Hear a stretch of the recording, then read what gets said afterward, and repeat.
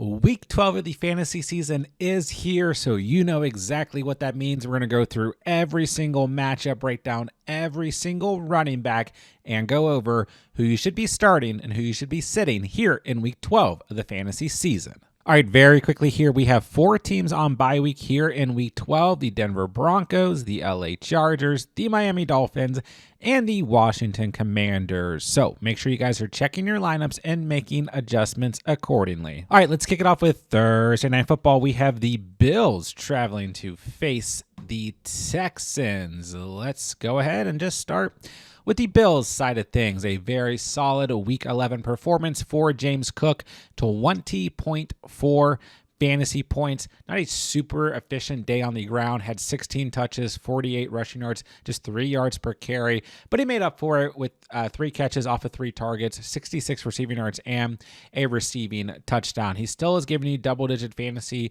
performances in every game except for 2 on the year, and has had double-digit fantasy performances in each of the last 4 games. So I don't know if I necessarily anticipate this being a high ceiling game this week on the road in a short week against this Texans defense that is ranking top 10 against the running back position in terms of fantasy points allowed. But James Cook, just one of these players. If you guys own him, you got to keep rolling with him. He's still a very solid start, sitting as the RB6 in both half and full PPR. So let's go ahead and keep rolling with him.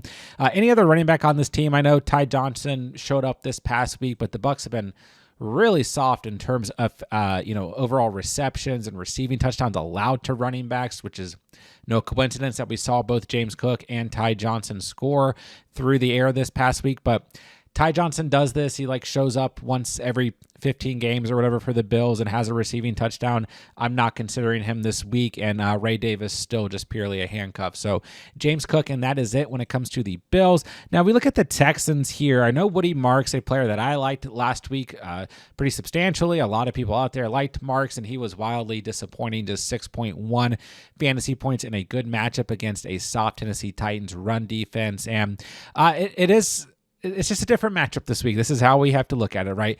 It's a great matchup this week. I talked a lot last week as well about how bad this run defense for the Bills has been all season long, and they have given up the most total touchdowns of any team to opposing running backs on the season, and so far the second most fantasy points to opposing running backs so far on the season. So it is a really good spot for the Texans running backs. And Woody Marks still had 19 total touches this past week, was the clear-cut RB1 for the Texans. We look to Nick Chubb, 3 total touches for him. So it looks as if it is still Woody Marks' backfield. This past week does make me feel a little bit nervous, but we got to take the matchup here. We got to understand that the Bills have been god-awful against opposing running backs. I know there's a lot of injuries out there right now. Couple teams on bye week. If you have to start Woody Marks as an RB2, I think it's okay because the matchup is here. And these Thursday night football games, you never really know what to expect, but the matchup is here. He's a solid flex option if you guys need him here in week 12 of the season. All right, let's move into the early window on Sunday, kicking it off with the Colts coming out of their bye week on the road here facing the Kansas City Chiefs. Let's start with Jonathan Taylor and the Colts. There's really nothing to break down here. Jonathan Taylor, since week 5 of the season, outside of week 9 and that kind of fluke game against the Steelers, every other game has had 23.7 or more fantasy points. He's had under 31.6 fantasy points just twice since week 5 of the season, and has had double-digit fantasy performances in every game except for week 9. Has scored a touchdown this year in every game except for 3. He's the RB1 overall, and half PPR, the RB2 in full PPR, and I'm sure if he wasn't on bye week this past week, he'd be the RB1 in full PPR as well. So not a lot to break down here, but we'll go ahead and say that the Chiefs are a top 10 unit in terms of fantasy points allowed to running backs, ranking 7th overall against the position. This is a tough, place to travel to in terms of Kansas City and Arrowhead, and the Chiefs are going to give it their all in this game. They are in dire need of wins right now. So this could be a tough matchup. Maybe it's a lower ceiling game for Jonathan Taylor, but I don't exactly know what that means. You got to start him. Let's not overthink it. Anybody else on this team at the running back position, not even worth mentioning. And then we look to the Kansas City Chiefs. Kareem Hunt coming off of a solid enough day, 13.2 fantasy points, had a touchdown, 59 yards on the ground, a catch for 3 receiving yards. He's had a touchdown or more and at least 12.5 fantasy points in 3 straight games.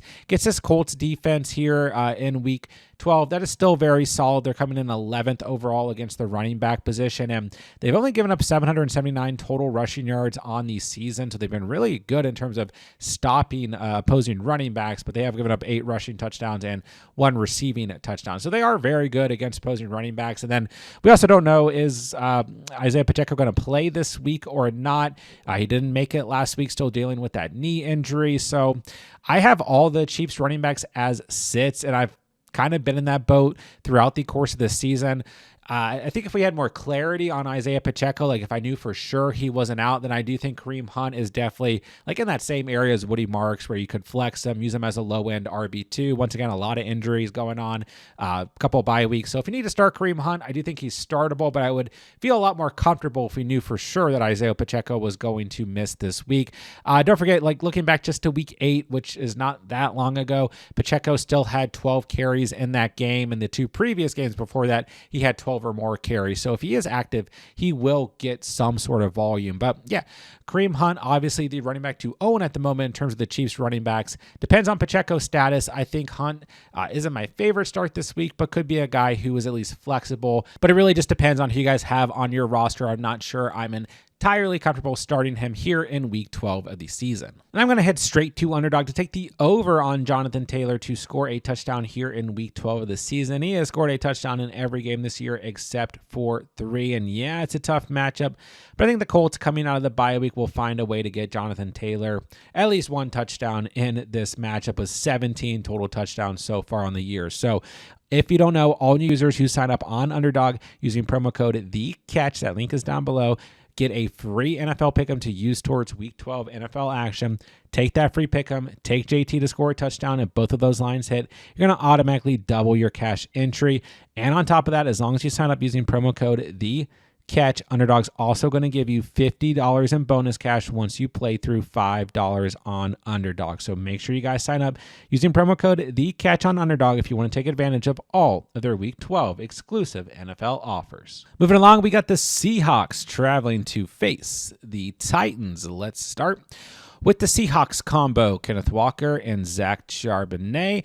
Pretty good matchup this week, as the Titans are still a bottom 10 unit against opposing running backs in terms of fantasy points allowed, but they were slightly impressive compared to their standard this past week, as we just went over with Woody Marks and company. So this is still a really good spot, though. They've allowed double-digit total touchdowns to the running back position.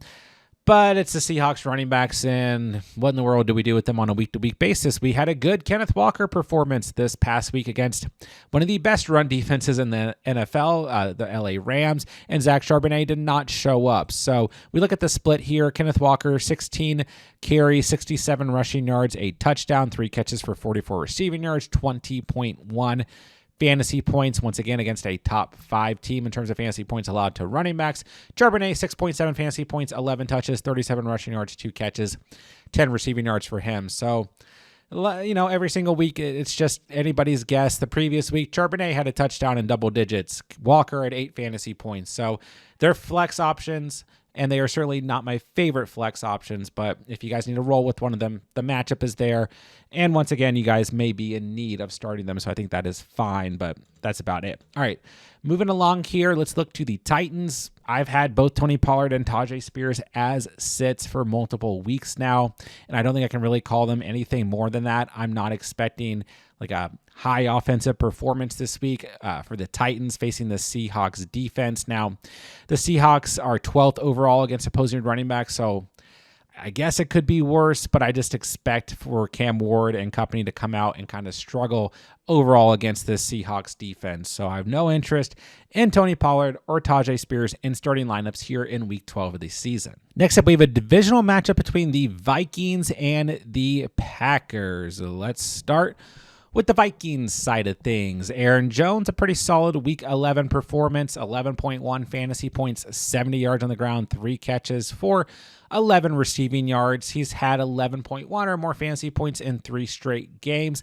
But then kind of randomly, we did get some involvement out of Jordan Mason. Not a ton, but he scored a touchdown. He did have 7.5 yards per carry, but only 6 touches. So I don't exactly know what to make of that, but that was all against the Bears defense. It's a stiffer matchup against the Packers defense, who have moved back in rankings at 13th overall in terms of fantasy points allowed to running backs, but they have been pretty stout against running backs on the season as a whole, only allowing 855 total rushing yards, no receiving touchdowns for running backs, 6 rushing touchdowns allowed on the season. So still a good defense against the running back position. So I think Aaron Jones, a perfectly fine flex. I don't really feel comfortable starting Jordan Mason. I'm not going to chase last week's touchdown, although he was impressive with the ball in his hands. But the other issue here is that this offense has just been pretty stagnant at the end of the day. J.J. McCarthy's obviously been very inaccurate as a quarterback. They kind of struggle to move the football down the field. Feels like McCarthy and the wide receivers are just not on the same page, and ultimately that makes it tough for the Vikings to be in scoring position and really benefit the running backs on this team. So Aaron Jones is startable. I don't want to chase Jordan Mason's points last week, and we'll just kind of have to leave it at that. Now, at the time of recording this, we don't have a true update on Josh Jacobs. We all know that he's dealing with a knee issue that he suffered in Week 11 against the Giants. It has pretty much been deemed to not be a serious or season-ending injury, but he is more than likely not going to play in Week 12. I left him on the screen in the off chance that he does play. Maybe by the time this video comes out, he's already been ruled out for the week, but it does look like all indications are pointing that he will definitely not play this week. If he does, I think you can still start him, but like I said, he's probably not going to play, and that's going to leave Emmanuel Wilson in line. He was really the only running back. He was, in fact, the only running back who saw any touches once Josh Jacobs exited the game. We did see 1 touch to Chris Brooks last week, but that was before the injury to Jacobs. So it was all Emmanuel Wilson, 11 touches, 40 rushing yards, a touchdown, and a catch for 9 receiving yards. Now, that was against the Giants, a much softer run defense, bottom 5 compared to the Vikings, who are top 10. And the Vikings have been allowing more total rush yards to running backs, but 7 rushing touchdowns allowed on the season, no receiving touchdowns. So it's not the best spot here, but the Packers are at home. I mean, Jordan Love was able to finish the game last week, but he also got a little bit banged up. So maybe they rely on the run game more this week, but also, the Packers just run the football at an enormous rate, so I don't know if we can really call it relying on the run. They will utilize the running back position, and that volume should go to Emmanuel Wilson. So I'm leaving him in the flex area, but I think he's a perfectly fine, like low-end RB2 here in Week 12 of this season. So we'll just kind of leave it at that. I don't think Jacobs is going to play. Wilson definitely startable. He sits at 13% roster at the time I'm recording this. That number is going to move up. So kind of low-end RB2 options here in this divisional matchup in Week 12. Next up, we have the Jets traveling to face the Ravens. Let's start with the Jets side of things. Breece Hall, I'm just kind of leaving as startable. He's probably closer to like a flex option, especially with how many running backs I've called flex options throughout the start of this video. But, you know, I think Breece Hall is always startable. It's a good matchup on paper here. The Ravens, are still bottom 10 in terms of fantasy points allowed to the running back position. But they are one of 3 teams in the bottom 10 who has not allowed 1,000 rushing yards to opposing running backs. And like they've been dealing with injuries. They've gotten a lot healthier. They've been better since their bye week. They've been better in the past 2 weeks. Pretty dang good this past week against Quinshon Judkins. So I don't know if I entirely trust that ranking. They're definitely one of the teams improving in terms of opposing running backs. Then we know that Justin Fields has been benched this week for Tyrod Taylor. That I think can potentially help Breece Hall at the end of the day. So he always has the upside, can always break a big play. Did have 19.5 or more fantasy points in the previous 2 weeks before Week 11. And in Week 11, he faced the New England Patriots, who are allowing the second fewest fantasy points to opposing running backs and the fewest rushing yards of any team on the season so far. So it's not like it was a good matchup, right? So Breece Hall, startable. We'll leave it at that. He's really the only running back we need to consider here for the Jets. And the only running back that we need to consider for the Ravens is Derrick Henry, who quietly has had double-digit fantasy points in 5 straight games, 20.2 fantasy points in Week 11. Found the end zone, had 103 total rushing yards. I mean, he's had 71 or more rushing yards in every game since Week 6. He's been super solid. I know there's been a lot of panic around Derrick Henry on the season, but this team has been banged up. Lamar Jackson missed time. All that's over. Derrick Henry has been solid for you guys. You got to roll with him this week against the Jets, who are 19th overall against opposing running backs. It's a good matchup here. The Ravens are at home. They have a lot more at stake right now at this point in the season than the Jets do. So Derrick Henry, they gave a very, very good start this week. Should be in your starting lineups.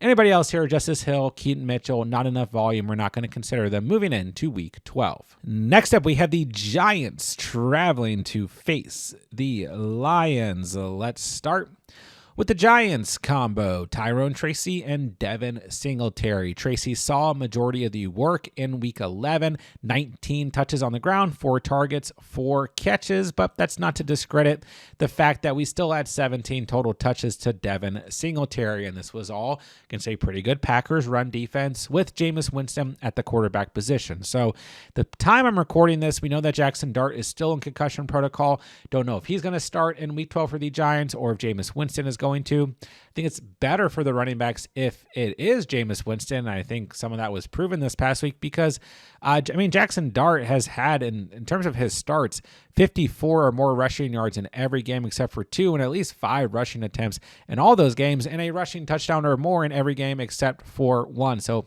he does take away some of the potential fantasy value from these 2 running backs. So I'm going to leave them both as flex options. It's a really bad matchup, though. Bear that in mind. The Lions have given up the fewest fantasy points to opposing running backs so far on the season. And it's the Giants offense on the road here, going up against a Lions team that's going to be humming for some wins here towards the end of the season. And, against a non-playoff contending team like the Giants at home, this is the type of game where the Lions actually show up. So I think that they're both flexible, but you're really hoping for some work in the receiving game and or a touchdown to show these guys as a true fantasy value. Then moving to the Lions side of things, we look to Jahmyr Gibbs, 19.6 fantasy points this past week, just 39 yards on the ground against that Eagles defense, but had 8 targets, 5 catches, 107 total receiving yards. He's going to find a way to get it done a majority of the time. Top 5 running back in half in full PPR. This Giants defense has been really bad against the run. We know that. They are bottom 5 against the position in terms of fantasy points allowed.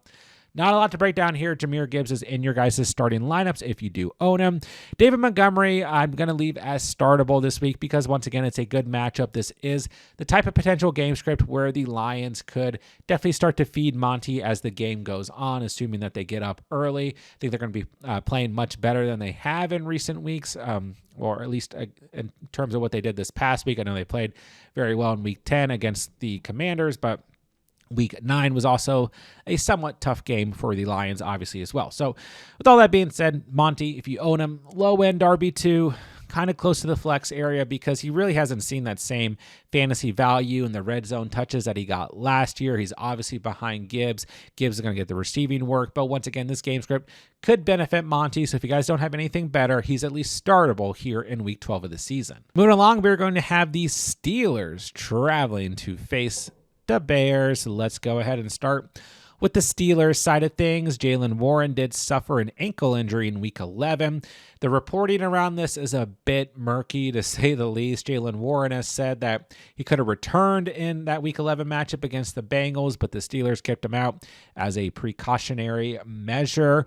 So we don't really know how serious this is.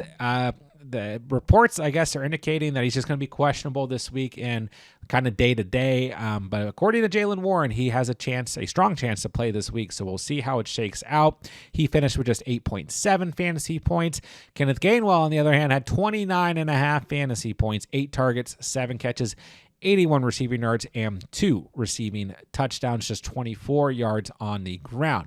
This Bears defense has improved against the run, but they still come in kind of middle of the pack, 17th overall against the running back position in terms of fantasy points allowed. So definitely not the worst matchup here for both Steelers running backs, but really the issue here is is Jaylen Warren going to play? If he does play, how limited is he? How many touches does Kenneth Gainwell get? It's going to be a bit annoying to really guess this one, but I think Kenneth Gainwell is flexible, probably startable, and I think if Jaylen Warren is cleared, good to go, he's a solid enough start. He's been very good for a majority of the fantasy season in terms of giving you guys a safe floor. And we'll just kind of leave it at that. This is probably going to be one that as the week progresses, we're going to have to make some calls on. Then we move to DeAndre Swift. I'm leaving him in the startable category. He was fine last week in terms of like real life football. 21 touches, 4.29 yards per carry, 90 yards on the ground, but once again, got vultured by our guy, Kyle Monangai, towards the goal line there, who did have a touchdown. Did finish with 10.7 fantasy points, but 13 touches for him. Swift is still the clear-cut RB1 here. So I do like Swift this week, but I'm leaving him just in the startable category because at the end of the day, the Steelers defense has been very good against the run, 8th fewest fantasy points allowed to opposing running backs. So it is a tough matchup, and I don't really trust Kyle Monangai, but he has now scored a touchdown in 2 straight games. And then obviously in week 9, he got the start against the Cincinnati Bengals with Swift missing time. So he is involved, but I don't really feel like he's involved enough to trust him on a week-to-week basis, especially in a bad matchup against the Steelers run defense. So Swift is startable. Monangai still a very good handcuff to own, and it could always be a dart throw if you guys are absolutely desperate, but I think for the most part, I'm just going to leave him as a sit here in week 12 of the season. All right, to close up the early window, we're going to have the Patriots traveling to face the Bengals. Let's start with Travion Henderson, 32.3 fantasy points in week 11 on Thursday Night Football, 62 yards on the ground, 2 rushing touchdowns, 5 targets, 5 catches, 31 receiving yards, and a receiving touchdown, double-digit fantasy points in 3 straight games, 28 or more fantasy points in 2 straight games, and this is almost unfair, but he is now facing the Cincinnati Bengals here in Week 12, who have given up the most fantasy points to opposing running backs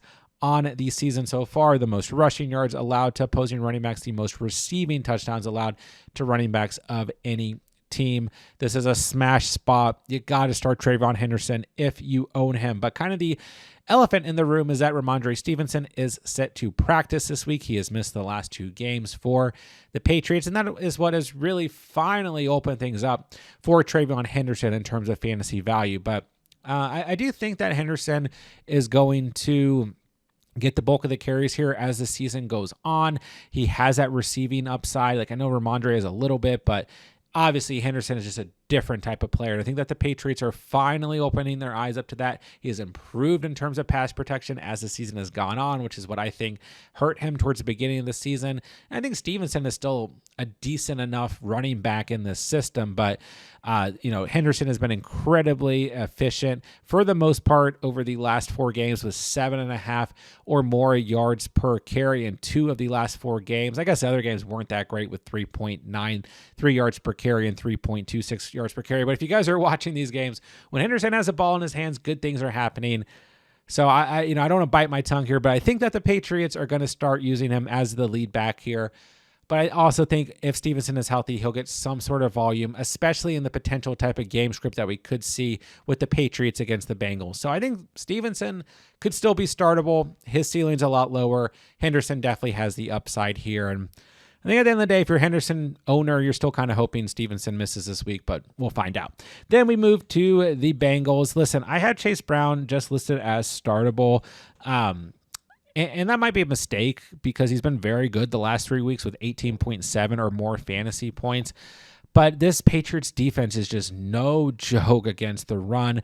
The second fewest fantasy points allowed to opposing running backs, but the least amount of rushing yards of any team, tied for the least amount of rushing touchdowns. Only 1 receiving touchdown and only 387 receiving yards allowed to running backs. I mean, this defense has been fantastic this year, so it's not a great spot for Chase Brown, but he is getting that involvement in the receiving game. He had 8 targets, 6 catches this past week. The previous game, 14 targets, 8 catches. And right now the Bengals are, playing from behind on a consistent basis, and he does get that receiving work and those dump offs from Joe Flacco. So he's still definitely startable. And I think if it was any other team, for the most part, maybe outside of like the Rams or the Broncos or maybe they're like the Browns, there's really, really tough run defenses, the Lions, those top 5 teams, then I would probably just have him as a start because he's been really good the last few weeks, but this is a tough matchup against the Patriots. So I think his ceiling's a lot lower, but definitely, if you guys don't have anything better, he is still startable here in week 12 of the season. All right, let's move into the afternoon window, starting with the Browns traveling to face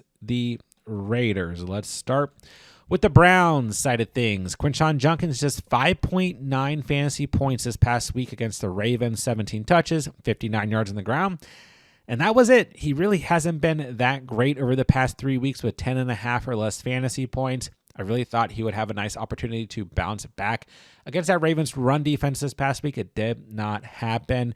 We're not really seeing like concerning volume to Jerome Ford or Dylan Sampson by any means. It's still Judkins' backfield, but this Raiders team has kind of been quietly okay, middle of the pack against opposing running backs. This is being filmed before Monday Night Football has been played against the Cowboys, so that could obviously change things. But what I'm almost more concerned about here is that Dylan Gabriel is in concussion protocol. Don't know who the starting quarterback this week is going to be for the Browns. I don't really anticipate that we would see Shadur Sanders. I guess we would. I don't know. What else can the Browns do here? I guess they have, right, they've traded Kenny Pickett. I don't even know who's left on this team at quarterback after Gabriel and Sanders. So I just don't feel great about this offense this week, and it's not a bad matchup overall in terms of facing the Raiders defense, but you have to expect that the Raiders at home could at least be opportunistic in this matchup. So I don't really feel too optimistic about the Browns offense as a whole this week. So we'll see how it shakes out, but Judkins is startable because he is the lead back getting that RB1 volume. Now, like I said, I'm recording this before Monday Night Football like I have to do every single week, but I'm just going to leave Genty in the start category. I was close to putting him in the startable category because this Browns run defense is no joke. Top 5 in terms of fantasy points allowed to running backs, 845 rushing yards, 4 rushing touchdowns,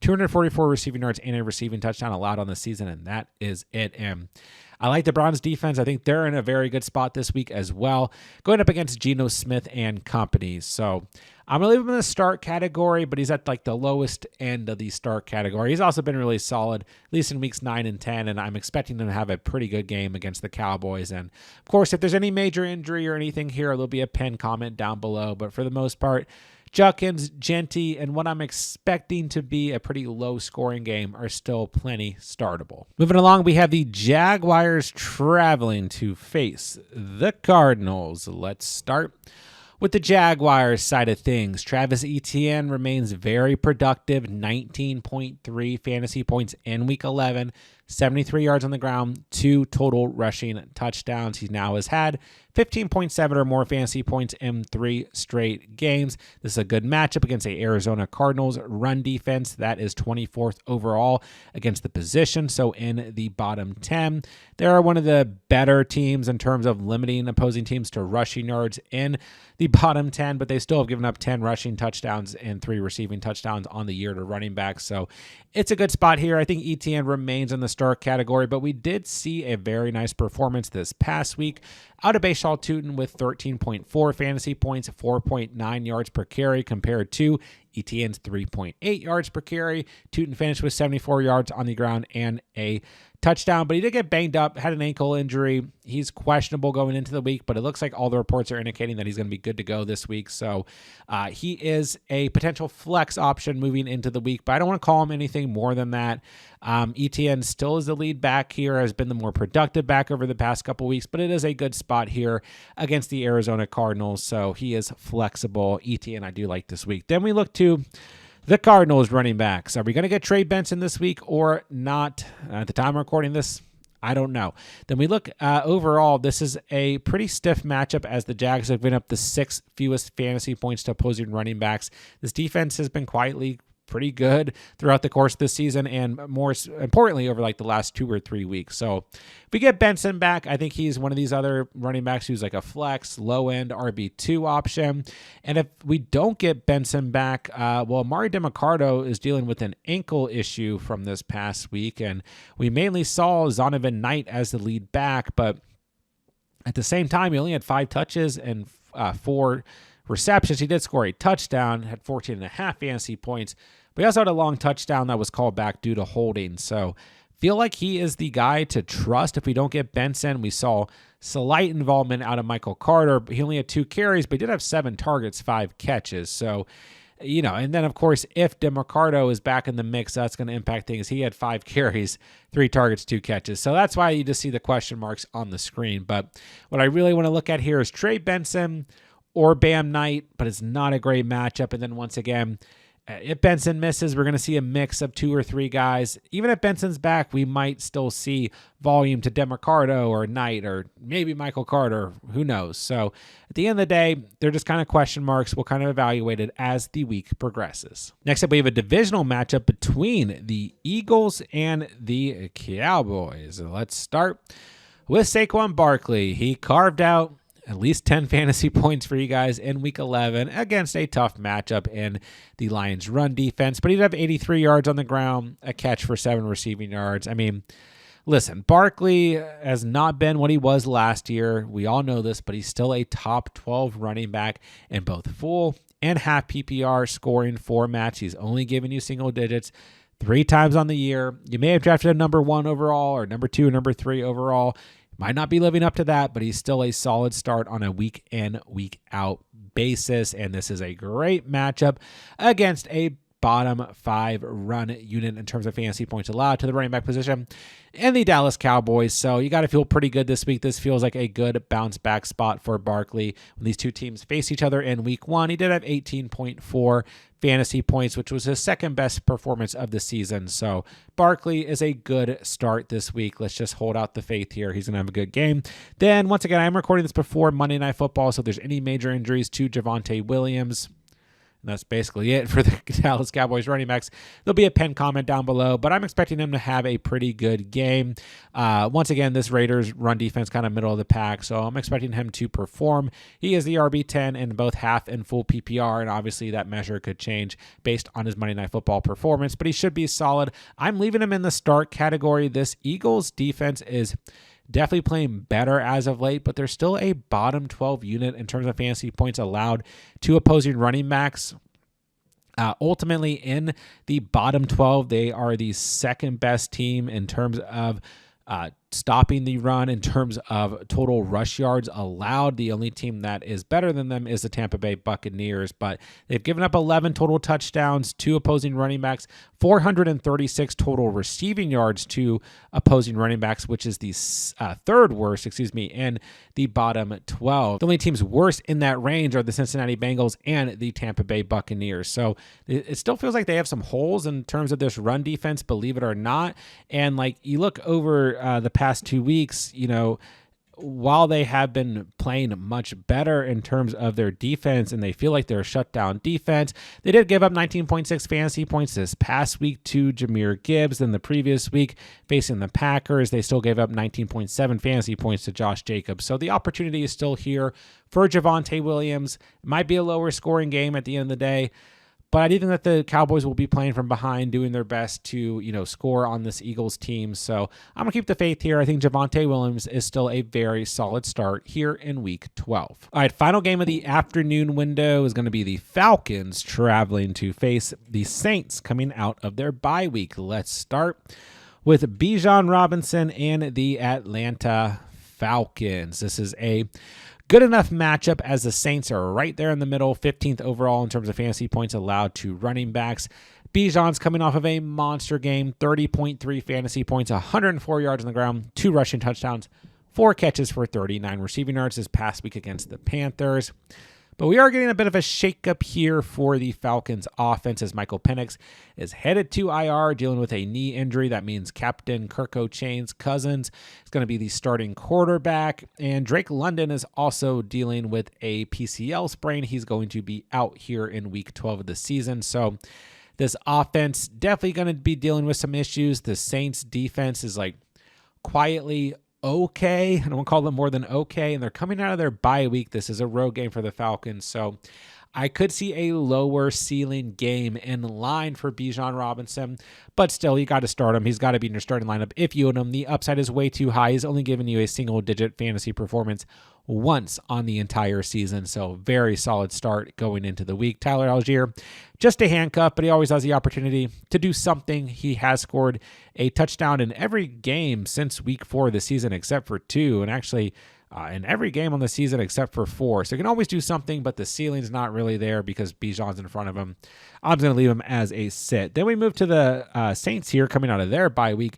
I had given up basically all faith in Alvin Kamara, but last time we saw the Saints offense in action in week 10, they were pretty good against the Panthers, and Alvin Kamara had 14.5 fantasy points, 32 total receiving yards, 83 yards on the ground, his second best rushing game of the year. And this Falcons run defense is bad. Bottom 5 against the running back position. They have been god awful against opposing running backs. So I think this is actually a pretty good spot for Alvin Kamara. RB2 flex appeal here. If you guys need to roll with them, I think he's fine based on the matchup. It's a home game. And once again, I always like teams coming out of their bye week. So Kamara could be in line for a much better fantasy performance than what we've seen in past weeks outside of week 10 here in week 12 of the season. All right, let's move to Sunday Night Football. We're going to have a good one here. The Buccaneers traveling to face the Rams. But unfortunately, we have a big question mark, to say the least, around this Buccaneers running back situation. We know that Bucky Irving is going to be going into the week as questionable. The reports are indicating that he is going to practice more this week, dealing with that shoulder and foot injury that has been very murky over the past couple weeks. 2 different injuries here, but both have been murky in terms of the reporting and him continuing to miss games.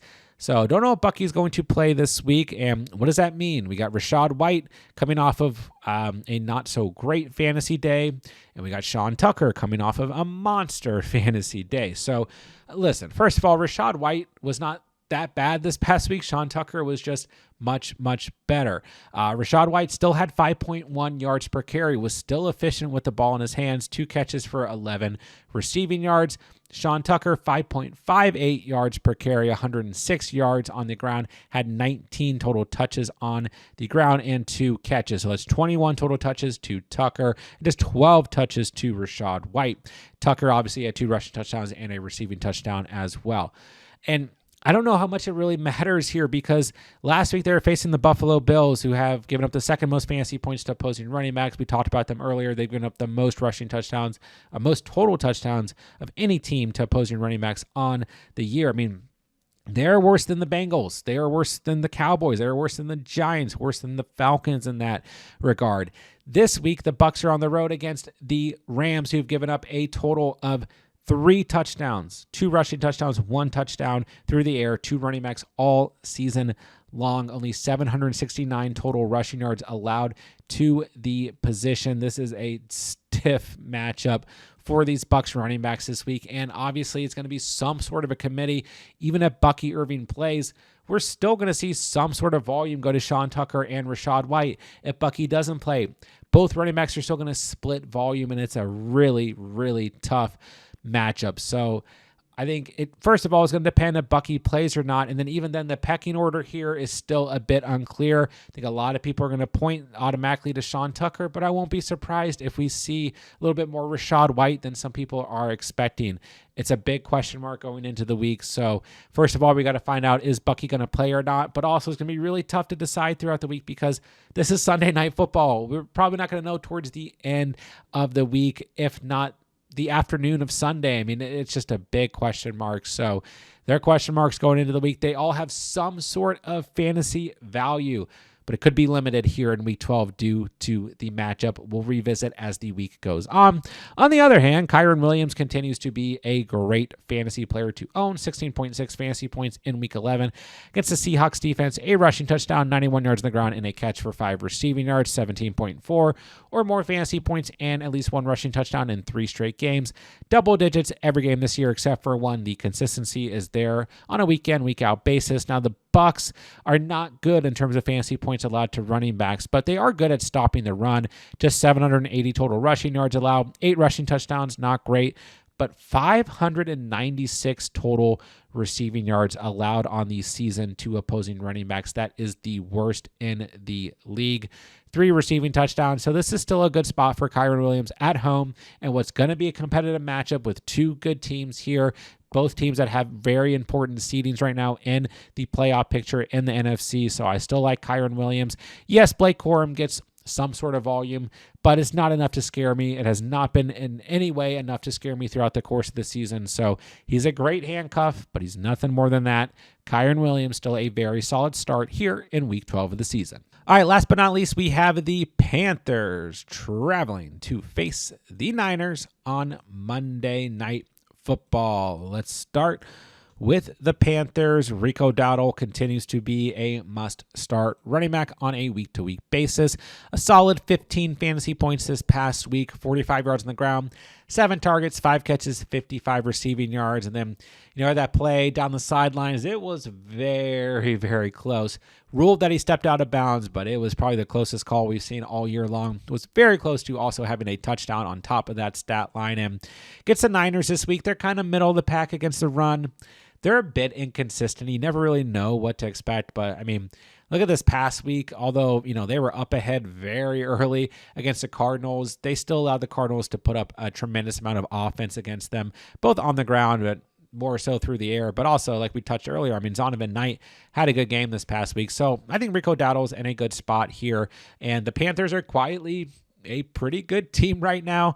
Who knows where we're going to get out of Bryce Young and company this week, but what we do know is that the run game is kind of the heartbeat of this team. Dowdle is a top 10 running back in both half and full PPR, and I like the matchup enough that he's got to be a must-start running back. And, Chuba Hubbard's still getting some sort of volume, but 5 touches this past week is probably not enough volume for anybody to be considering him. On the other hand, here for the Niners, if you have Christian McCaffrey, you're not really considering anything else in your starting lineup. You may not even need to score that many points in terms of the rest of your starting lineup. Christian McCaffrey, 35.1 fantasy points this past week, 81 yards on the ground, 2 rushing touchdowns, 6 targets, 5 catches, 40 receiving yards, and a receiving touchdown. And yeah, it was the Cardinals who haven't been the most consistent defense, but with Brock Purdy back in the mix at quarterback, this Niners offense looked very fluent this past week, so that's got to be encouraging. But yeah, once again, if you own Christian McCaffrey, you don't really care. I will say the Panthers have moved back a little bit slowly but surely against the running back position in terms of fantasy points allowed on the season, and they're now a bottom 12 unit in terms of fantasy points allowed to running backs. So this is a great spot. Christian McCaffrey should have another monster game, and if you own C-Mac, you weren't thinking twice about it. Brian Robinson continues to be a very strong handcuff who will have some sort of standalone value at times, but still very difficult to trust on a week-to-week basis when that's going to happen. But he has had at least 5 touches in the last 3 games and 8 or more touches in 2 of the last 3 games. So handcuff radar, and that's it as we move into the weekend here for week 12 of the fantasy season. And there you guys have it. Every single matchup, every single running back, who you should be starting, who you should be sitting here in week 12 of the fantasy season. Don't forget, guys, I'm answering as many fantasy football questions as I can in the comment section down below. So please drop me your guys' fantasy questions. I'll answer as many as I can as the week progresses. And while you guys are down there, it does me a huge favor. Helps out the channel tremendously if you guys subscribe on the way out and hit that like button as well. When the videos and playlists pop up on the screen, go check out all of our week 12 fantasy content. As the videos drop throughout the week, we'll have everything that you could possibly need to dominate this week and every coming week of the fantasy season. With that, I'll say thank you guys so much for watching and or listening. And remember, you saw it here on The Catch.